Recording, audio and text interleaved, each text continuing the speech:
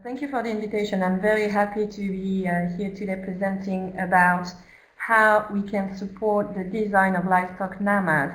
And when I say design, I'm thinking the technical design. So I'm not going to speak today about the funding that will be addressed in another webinar next week, for example. Here we are going to address the technical design of livestock NAMAs. So quickly, before we go into details, why does climate change matter to livestock? 1.7 billion people on the world depend on livestock for a living, and among which 1 billion poor people. And a large proportion of poor livestock keepers are highly exposed to climate change. On the other hand, mitigation efforts developed for livestock can often bring productivity benefits, and we'll see about that in detail. And the last point is that livestock can actually benefit from carbon offsets. As it was said before in the presentations, mitigation of agricultural greenhouse gas emission can happen through reduction of emission, but also carbon storing, and this can create carbon offsets from other sectors. Then why does livestock matter to climate change? Well, according to our last assessment that was published in 2013, and that was the topic of an online event last year, the livestock sector is responsible for 14.5% of human-induced greenhouse gas emissions.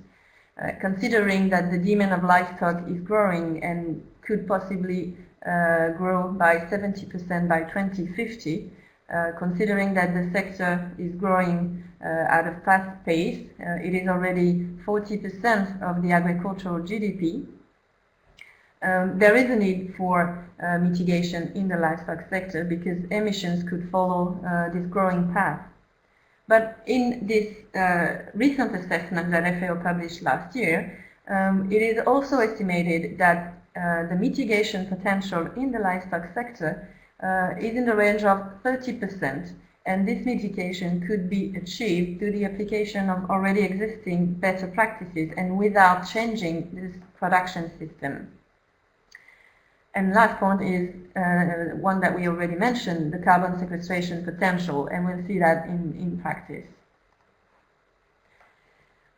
So again, we're here today to speak about the technical design of the mitigation in livestock.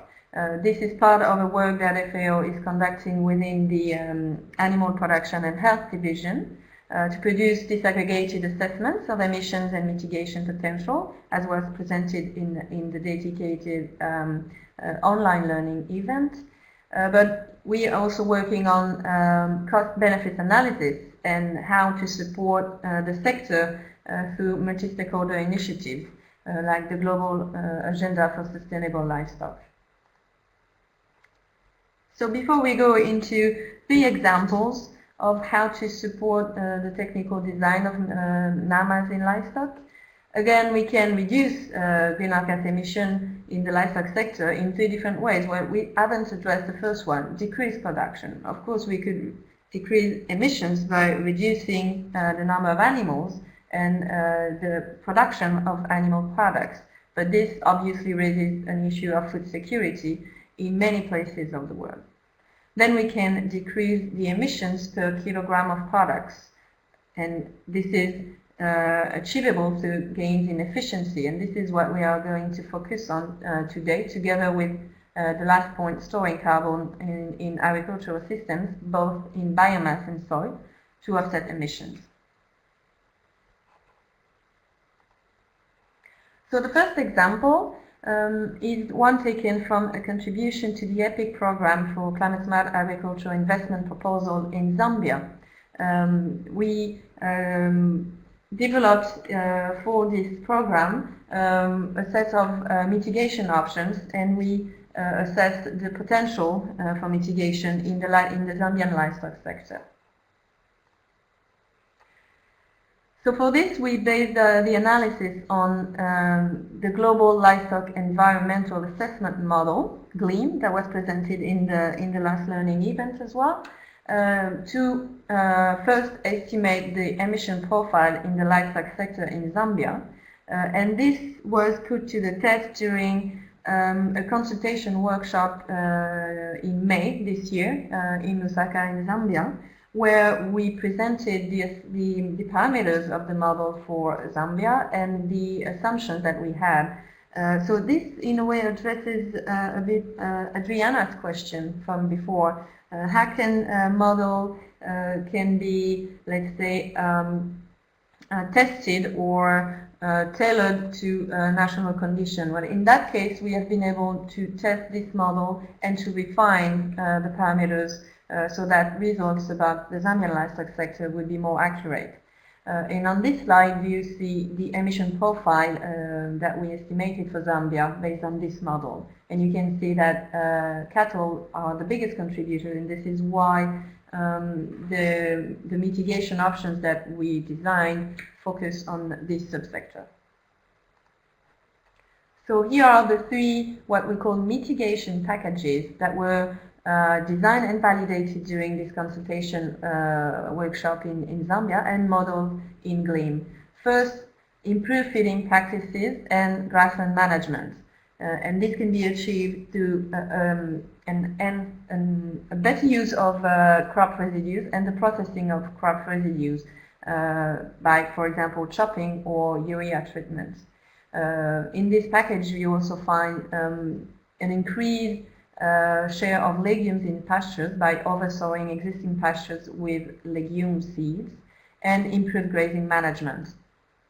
The second package is improve health and reproduction management to increase fertility and decrease mortality rates, and this can be achieved first through better feed from the first package, but also through vaccination or anti-parasite interventions.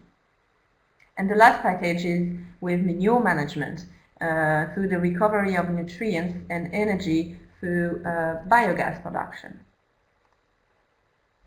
So the conclusions from this modeling and the design of packages in Zambia after we put these packages in the model were that the potential for both livestock production growth and climate change mitigation in Zambia was high.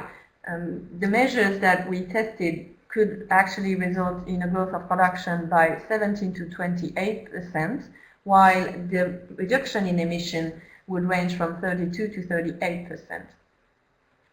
Let's look at each of those packages in a little detail. So the manure package, it appeared that it had a limited mitigation potential because emissions from manure in Zambia are not the most significant one, but it has a significant impact in terms of generation of renewable energy with very low initial investments. So we have here some benefit also in terms of slowing down potential deforestation for the production of wood for cooking, for example. Then the feed digestibility option has a high mitigation potential and also important productivity gains. It can be achieved through the collection and the processing of crop residues already available rather than allowing an increased access to the crop fields to the animals. What is actually already used as crop residues through the processing and the collection could be sufficient in terms of better use. And then the mitigation and productivity gains potential through carbon storing and higher grassland productivity was also quite high according to the estimation in Zambia. Increasing animal mobility and adjustments of grazing pressure would be the ways of achieving this objective. Also increasing pasture resting periods for some areas where overgrazing could happen. And this can be challenged by problems of access to land and land tenure system. And in that case, the implementation should be planned with the different stakeholders.